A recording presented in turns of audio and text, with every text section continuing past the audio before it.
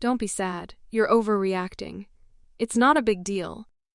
Ever been told, oh, you're just being dramatic when you're genuinely upset? Well, what you've just experienced is emotional invalidation.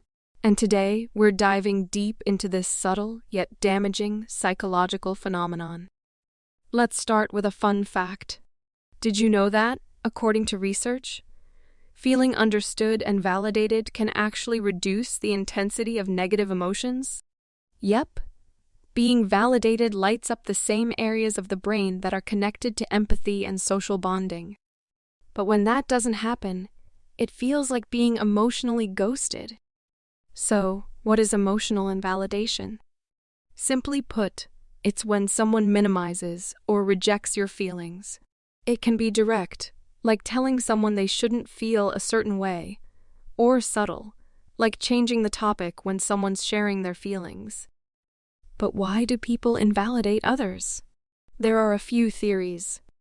Number 1, discomfort with emotions.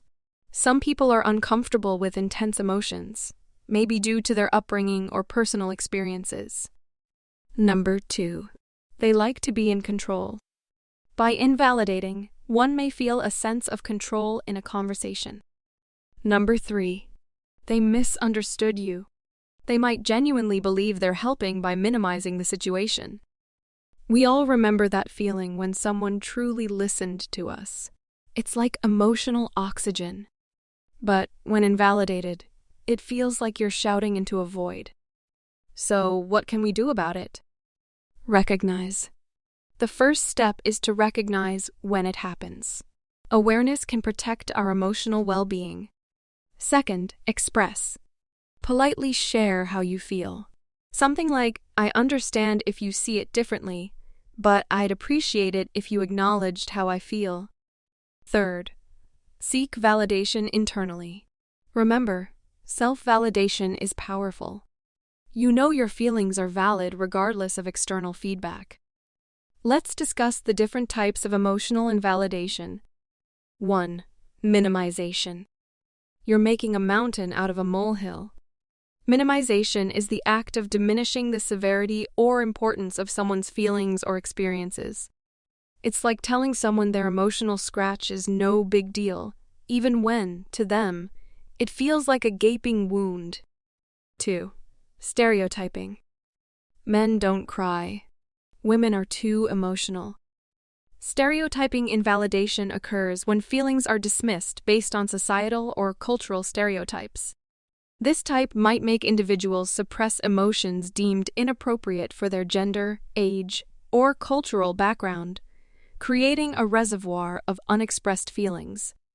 3. Comparison. Think about the less fortunate. Others have it much worse. By comparing one situation with someone else's perceived greater suffering, this type negates the individual's unique experience.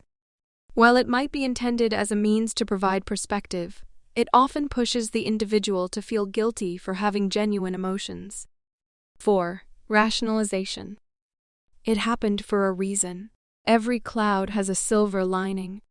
Rationalization seeks to provide logical explanations for emotional experiences. While it's essential to find meaning in adversities, prematurely rushing someone into seeing the bright side can be invalidating.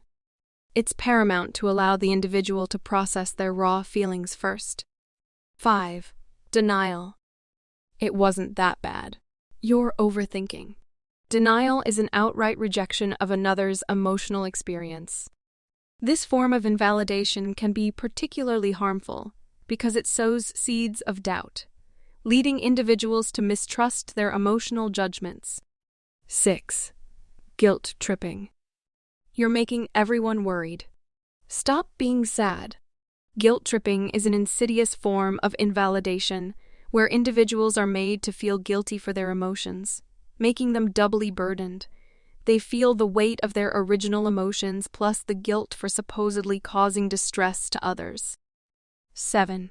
Judgment and criticism. You're too sensitive. Grow a thicker skin. Casting judgment or being critical of how someone feels is a direct way of saying that their feelings are wrong or inappropriate. Over time, This can lead to significant self-esteem issues, with individuals believing there's something inherently wrong with them. 8. Sarcasm and mockery. Oh, another meltdown? What a surprise! Using sarcasm or mockery is not just invalidating, but it's also a direct assault on someone's self-worth. This can severely damage trust and hamper open emotional communication in relationships. 9. Diversion. Let's not talk about this now. Diverting away from an emotional topic, while sometimes done with the intention of protection, can feel dismissive. It sends the message that the person's emotions are either unimportant or too burdensome to address. 10. Nonverbal invalidation.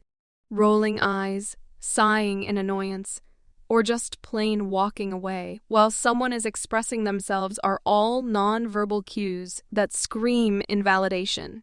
They signal disinterest and can hurt as much as, if not more than, words. Remember, listening doesn't mean you have to solve someone's problem.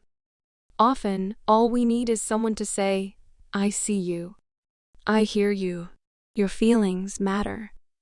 Let's create a world where emotions are validated and everyone feels heard. After all, validation doesn't just light up our brain, it lights up our world. Thank you for joining us on this emotional journey. If you found this video insightful, don't forget to like, share, and subscribe for more captivating insights from the world of psychology.